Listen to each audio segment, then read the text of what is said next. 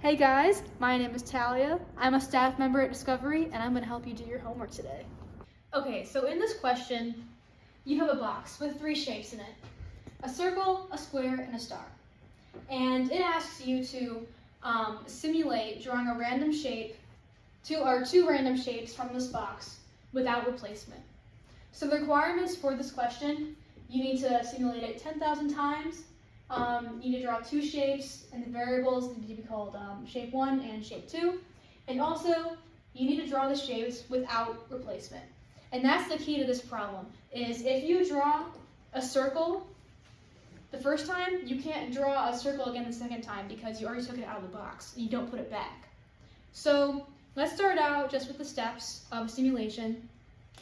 You always start by creating the empty list for data, so you can store stuff in it later. And then start your loop. For I in range, it's 10,000 here. We give you a number. Make sure you put your colon. And then, that looks weird. And then make sure you indent, because everything after this you want to repeat 10,000 times. Make sure it does it over and over again. And so for shape 1, you want to create this random variable and set it equal to, here we use random.choice. We don't use random.random or rand.random or whatever because we're not picking an integer, we're picking strings, the name of the shape.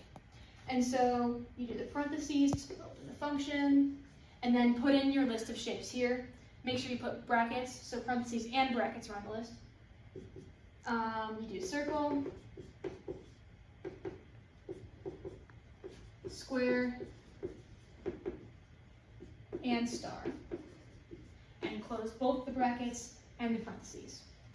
And so some people think that for shape 2, you can write this same line over again. You have 2 shapes, everything's good. Except you can't do that in this question because remember, it's without replacement.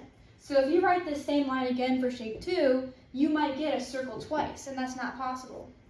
So the way I like to do this, because I just think it's the most straightforward way. It might be a little bit longer than other methods of doing it, but I like it because it's written in code how you would say it in real life. So think about it. If I get a circle for my first shape, my choices for shape 2 are square and star. If I get a square for my first shape, shape 2 can only be circle and star, right? So I'm saying the word if, that implies we should use if statements here. And so let's start with our first if statement. If shape 1 is double equal to circle, and you have to put circle in quotes because you're just matching if the variable shape 1, like the information stored in here, is the same as the string circle. Then you do your colons. Shape 2 is a random choice between square and star. So you do random.choice, and then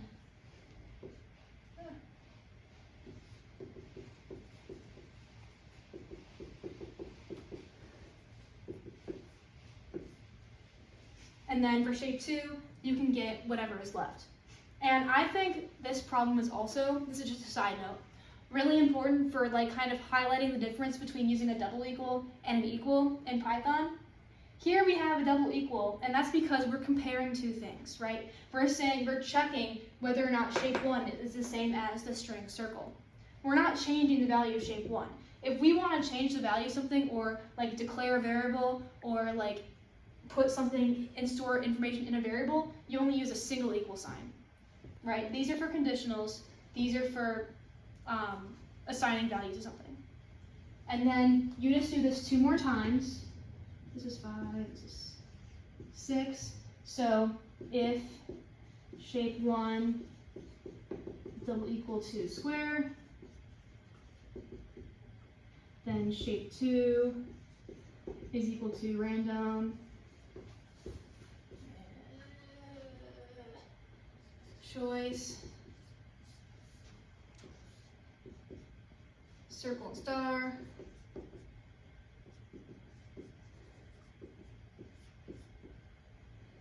and then if shape 1 is double equal to star, and also make sure you put a colon at the end of all of your if statements because it like goes indented after that. Shape 2 is a random choice between circle and square.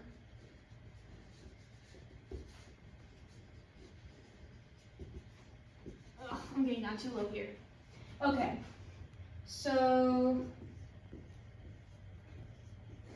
now you've chosen something for shape 1 and shape 2 in every condition. And so you just want to go through the steps of the simulation. You've done this 100 times. You set the dictionary.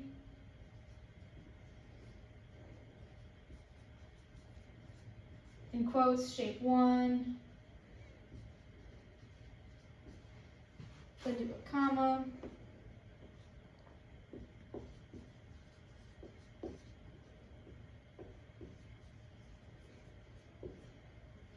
So now you sort all your data in this dictionary, and I'm just going to jump up here, but you want to append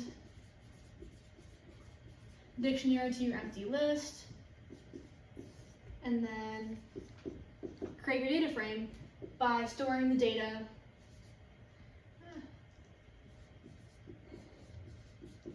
in your data frame. Just what you do for every simulation. And then you can print DF if you want to see DF. And that is how to draw shapes from a box without replacement.